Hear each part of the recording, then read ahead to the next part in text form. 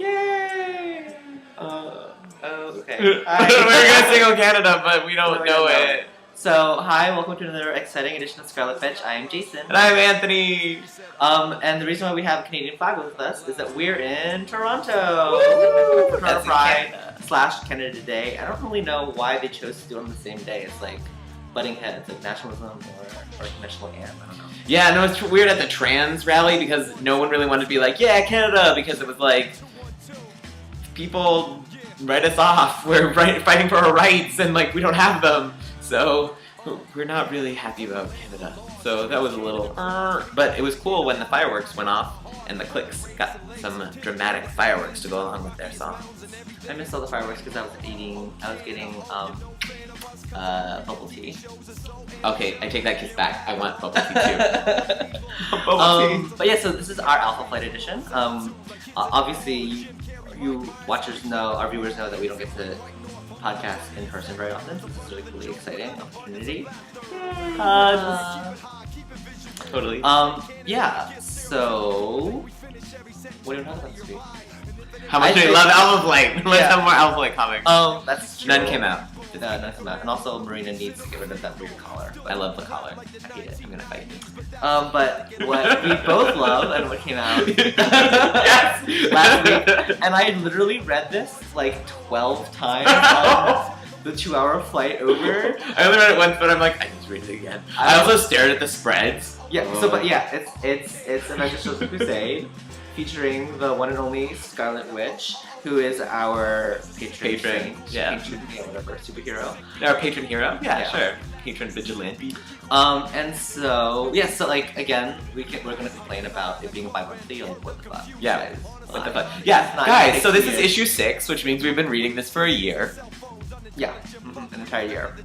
And yeah, so there's no reason why this story needs to take 18 months. No, there's no. And it's also like well, I know what the reason is. The reason is the amazing artwork, which is why I've been staring at these spreads so often. Yeah.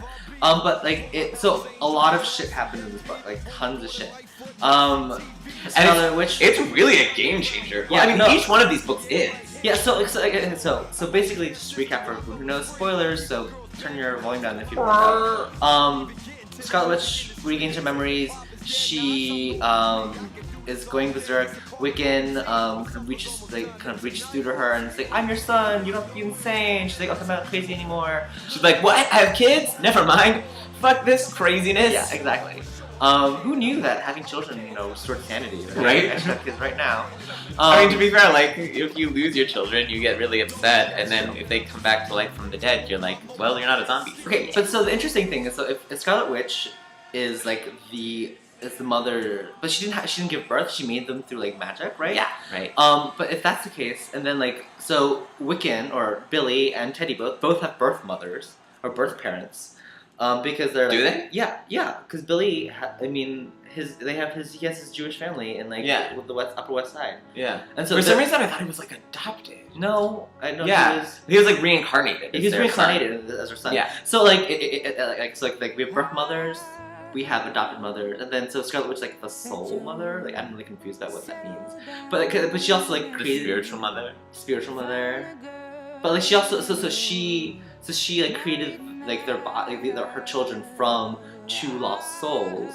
What would be interesting is if like Billy's family was created for Billy. That'd be uber meta. So meta. Like so there was a child, and then the child could no longer be the Scarlet Witch's child, so it was the child of this new family. Mm-hmm. Yeah, I'd like that. But yeah, so Scarlet Witch is no longer crazy. And then yes, there's just so much packed into this book. So after that, they're like Beast, who shows up with Hawkeye.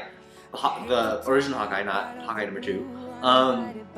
Beast shows up and he's like, "Hey, Scarlet Witch, remember that time when you like depowered the entire mutant race? Why don't you like not do that and like undo it? How about that?" And Scarlet Witch was like, "Yeah, maybe, but I may also destroy the universe if I try to do that." Right, and that's the thing, because this whole book, I was like, "Are you about to undo M-Day?" Yeah, like because you did. That was A, such a horrible storyline, and B, such a kind of unnecessary storyline to keep the mutants the way they were. And it was this tension in my mind as I was reading it. I was like, are we about to get things? Are things about to get even worse or even awesomer?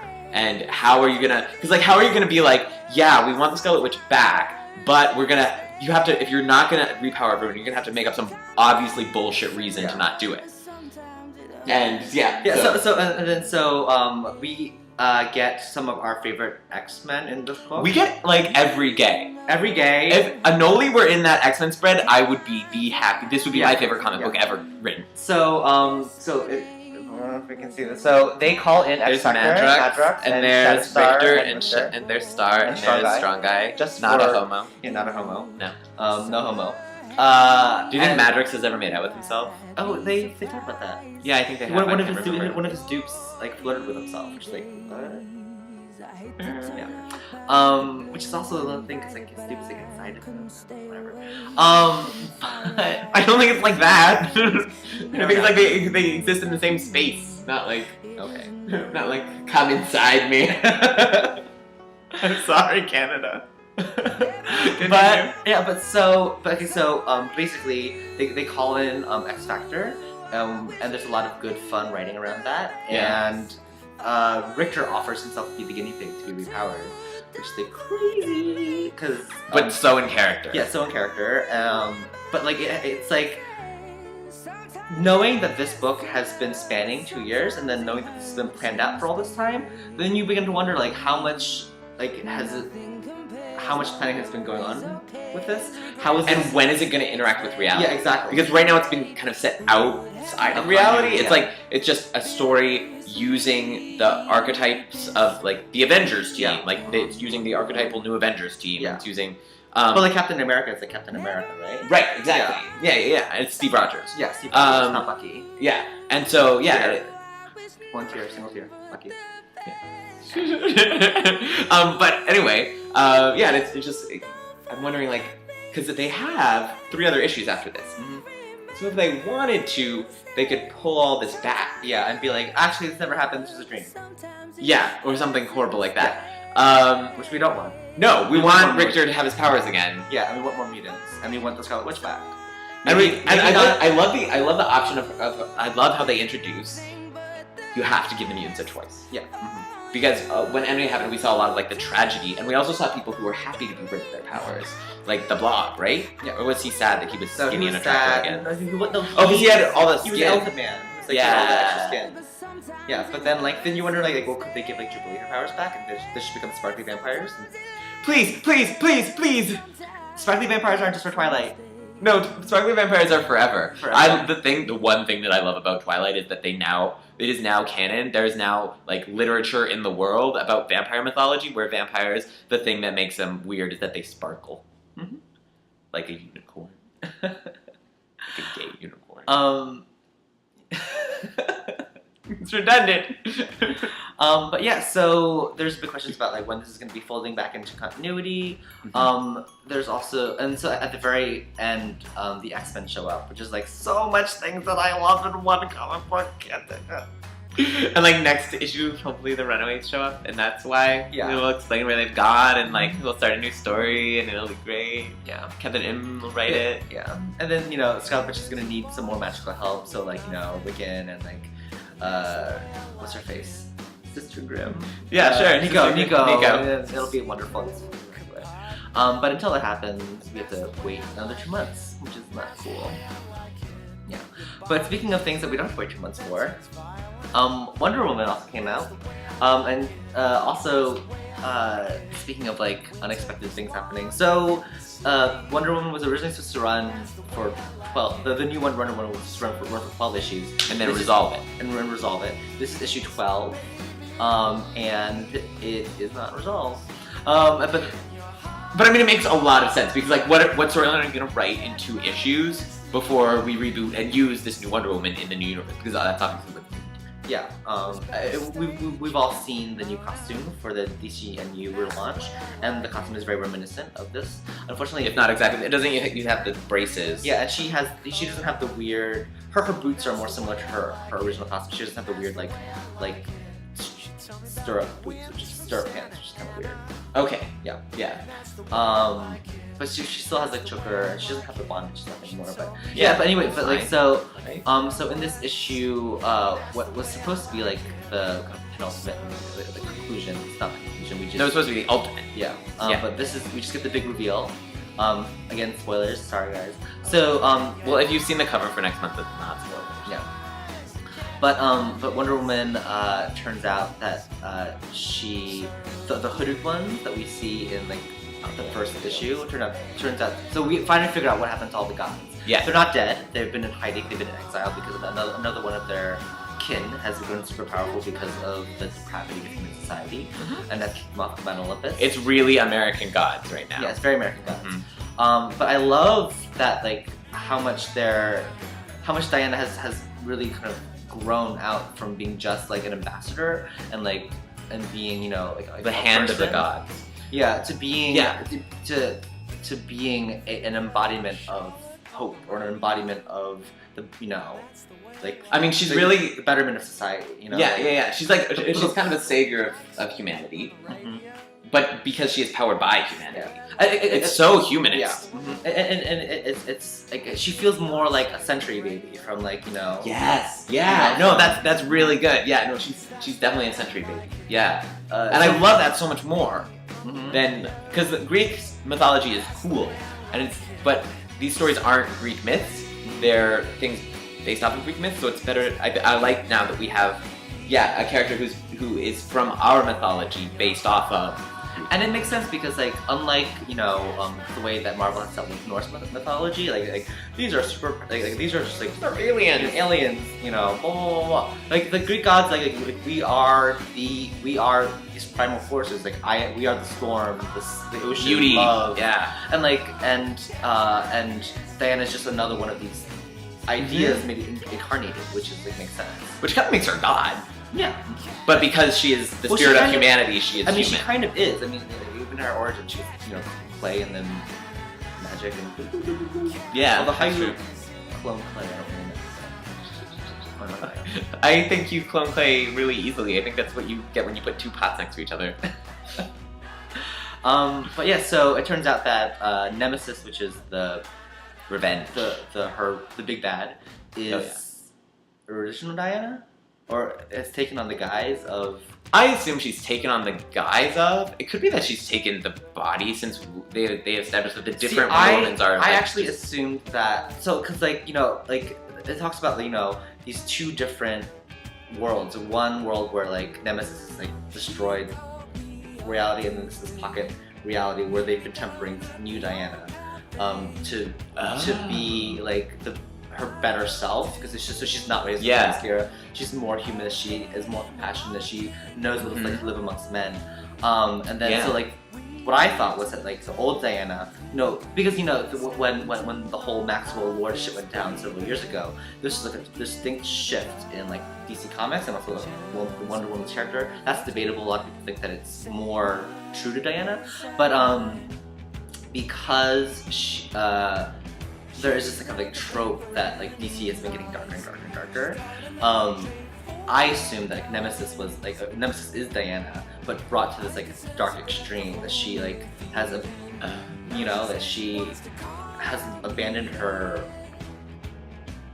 role as like an arbiter of peace and become like an extreme arbiter of justice. Yeah, Radical exactly. justice. Vengeance. Yeah. Yeah. So I mean that's the theory, but it could also just be like, I'm actually seriously surprised or something stupid. Yeah, exactly. Yeah. No, and I do like the idea of it being old Diana and new Diana fighting, but I guess I didn't really have a frame for how that would make sense. But that does make sense, especially if we think of her as an avatar. Yeah. You know, that the ideals that she is an avatar of get corrupted or get turned extreme, like the DC universe gets extreme, and she is the embodiment of humanity in the DC universe, and so then she becomes she follows that. So. And also, if this is actually a different Diana, a new Diana, they've like kind of either extrapolated or like created. It makes sense why like everyone. I mean, like the way trying to incorporate this into regular DC continuity still kind of breaks my brain, but I think it makes more sense. Maybe. Well, it's also interesting because with Flashpoint, she is this vengeful general. So, and I still don't really understand how Flashpoint is going to. I don't care. I haven't read any of it. I'm not planning to. All the Flashpoint buttons, like whatever buttons. What are we? Are we hipsters now? Are we gonna have concerts about? You are wearing brown plaid. I'm totally hipster. You want to see my glasses, you guys? Yeah. Get your glasses. Totally. Hi, Toronto. But yeah. So what's I saying? Yeah, buttons. We hate buttons. Oh yeah. So the I don't like the flashpoint buttons. Like they're at least at my comic book store. Whenever I buy a DC book, I get you bought a DC book, you get a button. Choose a button. That's not how it works at my comic book store. I don't want any of these buttons. Like they're like not. What am I going to do with this button? Do you know what this button means? This button means that you couldn't think of an event to have after Brightest Day. That's what this button means. Yeah. Yeah. I also got the Flash ring. I didn't realize that Flash had a ring, and then I found that Flash's costume is like kept inside of his ring. I mean, that's really stupid. It's so stupid, but I definitely also, love my Flash ring. Also, if you're a man who could run super fast, like why can't you just run home and change? Like, why do you need to keep it in your fucking ring? It doesn't make any sense. That's really true. I hadn't thought of that. I feel like the Flash is like, I'm just gonna run home really quickly. That's like his superpower. He gets to go home really quickly. But yeah. I love my home. I'm home. I'll be back. I'm back. Is there anything else you wanted to talk about? I read that Uncanny X-Men. I'm trying to remember what I left my comic books at the other place I'm staying, and I can't remember what I read. I read the Uncanny X-Men, which is, I don't know, I guess it's trying to, it seems like Uncanny X-Men and DC, the books are just trying to waste time until they're relaunched. Yeah. Because X-Men is going to have Schism, which is going to be boring as balls, and then they're going to have 2 different X books, which is going to be interesting. Mm-hmm. And so I guess it's like through the darkness to the light. And so they have this little like relationship with Hope and Wolverine, because Wolverine is like the daddy figure to every young X-girl. And it was really cool. I actually think he's a pedophile. Think about it. Some weird, like, but like a pedophile, like a weird, at least a sex offender. He's gonna be on the sex offender registry. Okay. Think about it. He's ancient, you know. He's ancient. He's like 100 years old. So old. And like he's like this grizzly man that lives in the wilderness, and like. But like grizzly men who live in the wilderness are not usually sex offenders. They're usually crazy. Okay. Yeah. I mean, that's what I'm like. I just assume that someday he's gonna kill one of them. Because he's gonna go like berserker. Because remember when he used to be berserker? Yeah, they're about to make the berserker leader of a team that's gonna be successful in killing people. Well, I mean, the question about whether or not, like, I feel like whenever we're like they're in like a Marvel like editors meeting, like, what do we need to make this book sell more? Wolverine. But I love that they're gonna actually have an X-Men book that doesn't have Wolverine. Like that's part of it's like this is the team that Wolverine doesn't like, so he's not there. I think that'll be interesting. I think eventually they're just gonna need to like. Grant Morrison's gonna need to come on and just do like a Wolverine Incorporated. Because they're also kind of doing it, right? They are. There's like 3 Wolverine. There's the X-Men universe and then there's the Wolverine universe. Like the imprint, the Wolverine imprint. I thought you were gonna say like eventually they're gonna have to clone Wolverine, and I'm like, they already do. They did. And they came out a girl. A cool girl. Cool girl. We like Laura. Yeah, X-23 is cool. Yeah.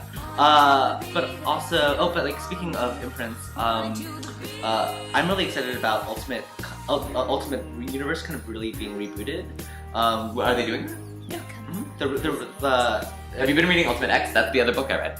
I have not been reading Ultimate X. It's good. Ultimate X is their release has been really so spotty. It's like sporadic. It started like the same time this book started, and they just released issue 5. Five. Number 5 just came out. Yeah. And it's good. I really like it.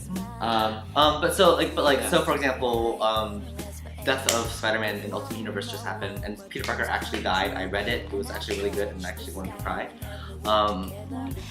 And what else happened? And they're relaunching a lot of the Ultimate books. Yeah.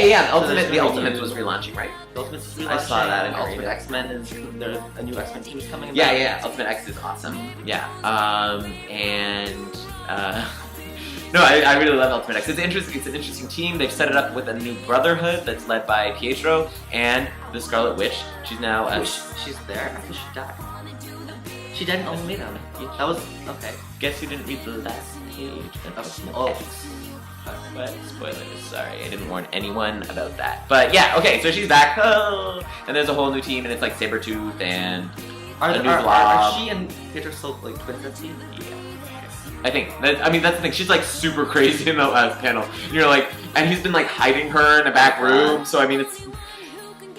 I love that they're disgusting in the Ultimate Universe, and so they're still disgusting. Yeah, but I mean, I just really like how the mutants in this universe are a government experiment, which makes a lot of sense.